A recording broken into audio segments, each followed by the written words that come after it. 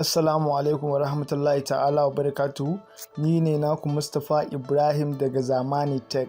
Yau zan nuna muku yanda ake unlocking ɗin wasu applications ɗin da aka kulle su da password ko pattern.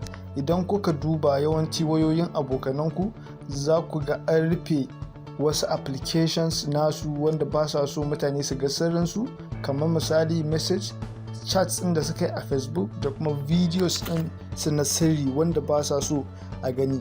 To yau zan nuna muku yanda ake yi. Da farko dai ku yi subscribing a channel ɗinmu Zamani Tech, sannan kuma gargaɗi, wannan bidiyon na yi shi ne for educational purpose, ban yi shi don ku cuci wani ba.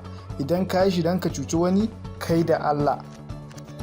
Idan kuka duba applications ɗin da zan buɗe yanzu, misali kamar Facebook, idan kuka duba na rufe shi da wannan wato upload ɗin. In kuka duba pattern ne akai. Idan kuka dawo kan messenger ɗina, shi ma nan na rufe shi da wannan application ɗin mai suna upload. Idan kuka duba da shi kun gani. Idan kuka duba again da wasu applications da dama na rufe shi da wannan apps ɗin mai suna upload. To yanzu zan nuna muku yanda za ku cire wayannan abubuwan nan daga wayoyin abokananku, na budurwarku, ko ma kai na waye ne ma, idan har dai ya sa wannan abu. Da fari za ka shiga cikin settings. Idan ka shiga settings sai ka duba, za ka ga app and notification. Wasu wayoyin za ku ga an rubuta iya app ne kawai, amma ni na wayar app and notification ne.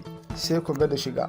Idan ka gwada shiga, shi wa'annan application ɗin da aka yi amfani da shi wajen kulle sauran application ɗin mai suna upload, sai ka neme shi a cikin jerin wa'annan applications ɗin da aka nuna masu yanzu a nan gwada. Yanzu zan tafi in je in nemi shi wannan upload ɗin wanda aka yi amfani da shi aka kulle sauran applications ɗin da suke cikin wayannan.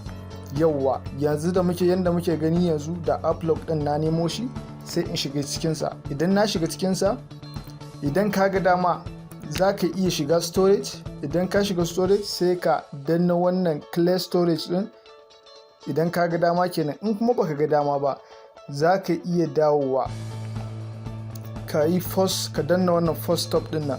Sai dai shi wannan clear storage ɗin idan ka taba shi duk wasu data da ya ajiye, hatta wannan kulle applications ɗin da yi duka za ka goge su. Amma kada shi mutumin wanda ka unlocking applications ɗin sai ya gane.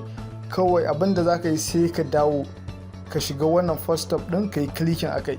Idan ka shiga ka yi clicking akai, zai kawo ma wannan pop-up message ɗin, yana ce maka if you force to stop an application it may misbehave. Kar ka damu da wannan, kawai ka danna masa OK. Na danna masa. Yanzu idan muka koma kan sauran applications ɗin da aka kulle, misali kamar su Facebook ɗinmu, idan kuka duba ina shiga yanzu ya buɗe mun, babu zancen an rufe shi da wani application.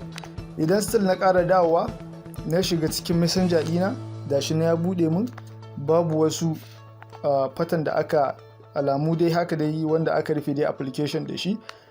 Abubuwa da dama dai idan kuka duba babu shi. Idan ka ji daɗin wannan bidiyon, ku danna mini subscribe button a channel ɗinmu Zamani Tech. Mun gode.